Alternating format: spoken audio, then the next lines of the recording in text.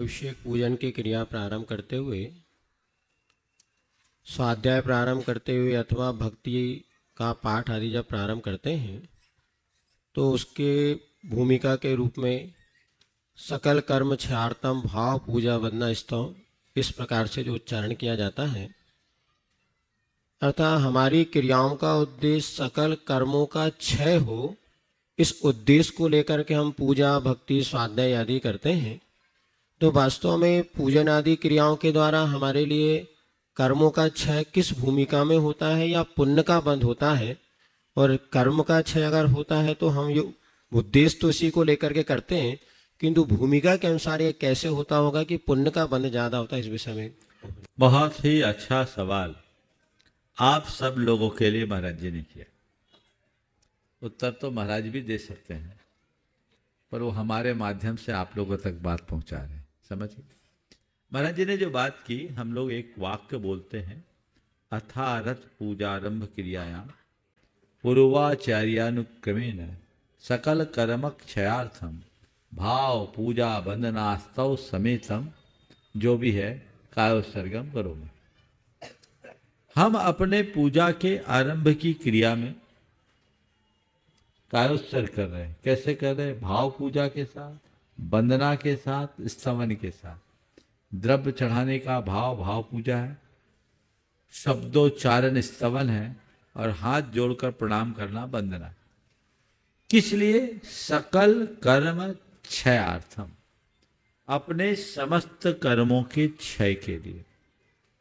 महाराज श्री ने पूछा है कि कर्मों का क्षय पूजा से होता है, पूजा से कर्मों का क्षय होता है, अथवा पुण्य का संचय होता है। मैं महाराज की बात को आगे बढ़ाते हुए कहता हूं, भगवान की पूजा, वंदना, स्तवन, नमन, इन सब से कर्म का क्षय भी होता है और पुण्य का संचय भी होता है। यानी इनसे पुण्य भी बंधता है और पाप भी करता है। पहले मैं शास्त्रों की बात कर लूं, और शास्त्रों में एक रेफरेंस में आप सबको बोलता हूं जो आप लोग रोज दोहराते हैं, आस्ताम तवस्तव नमस्त समस्त दोषम तत्संखथापि जगताम। इसका मतलब क्या है? भगवान आपका दोष रहित स्तवन तो बहुत दूर की बात, आपका नाम स्मरण भी संसार के प्राणियों के पापों को नष्ट कर देता है, यानी पापों का क्षय कर देता है, अर्थात कर्मों की निर्जरा करा देता है। ये आगम बोल रहा है कि हम बोल रहे हैं? कौन बोल रहा है? आगम बोल रहा है। हमारे आचार्यों ने बहुत स्पष्ट शब्दों में लिखा। आचार्य कुंद कहते हैं, भक्तिये जिनवारानम जम खी यदि कुब संचयम कम्मम। जिनेन्द्र भगवान की भक्ति से पूर्ण संचित कर्म नष्ट हो जाते।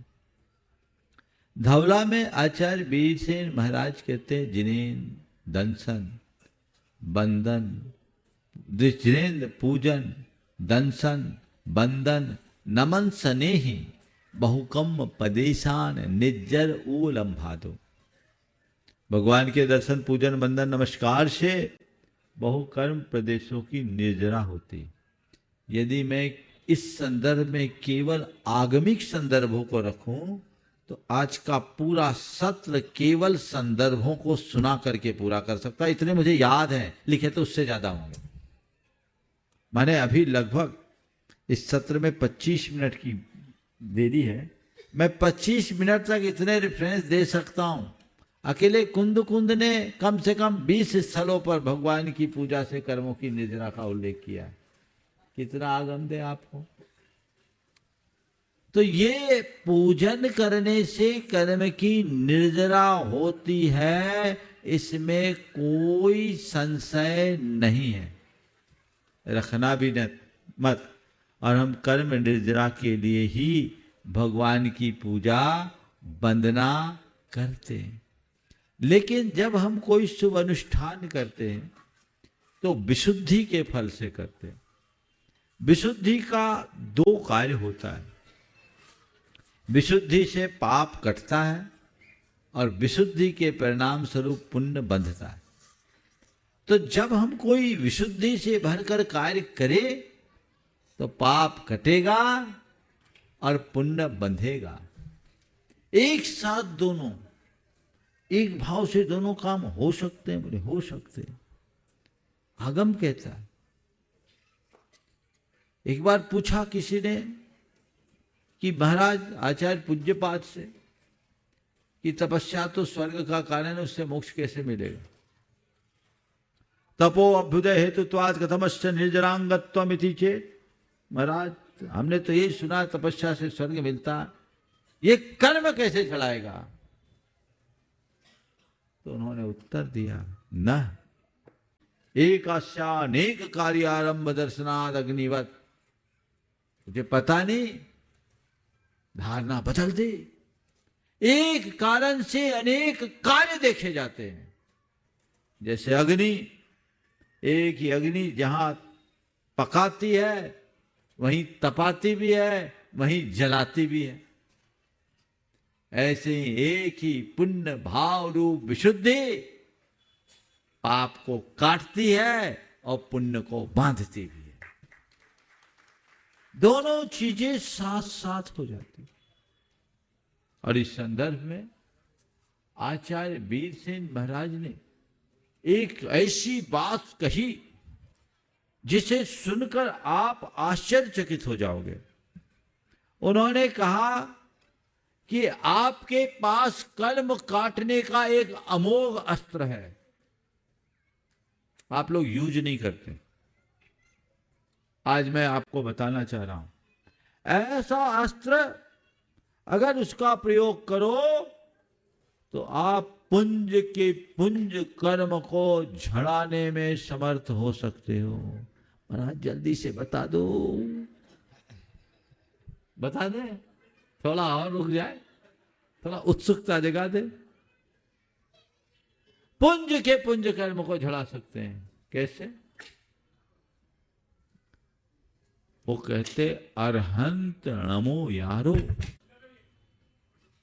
अरहंत भगवान के बंध से संपई बंधा दो, तात्कालिक पुण्य के बंध से असंख्य गुण कम क्षय करो।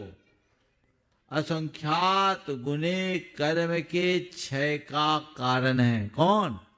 नमोकार मंत्र। इसलिए तम्हा, इसलिए भोजन खाते समय, पायन पीते समय, यान चलते समय, पचावन घूमते समय, सोते समय, उठते समय, बैठते समय भक्ति पूर्वक नमोकार करो। जो कुछ भी करो नमोकार करते चलो। है अमोघ अस्त्र, पर आप लोग प्रयोग ही नहीं करना चाहते। नमोकार मंत्र बोलने में नानी याद आती। अरे भक्ति से करो तो, और एक ही बात करे, एक ही कार्य से, एक ही कारण से दो कार्य संपई बंधा दो। असंख्य गुण कम, असंख्यात गुणे कर्म का क्षय होता है। इसलिए भाव विशुद्धि से भरकर हमें भगवान की भक्ति करते रहना चाहिए।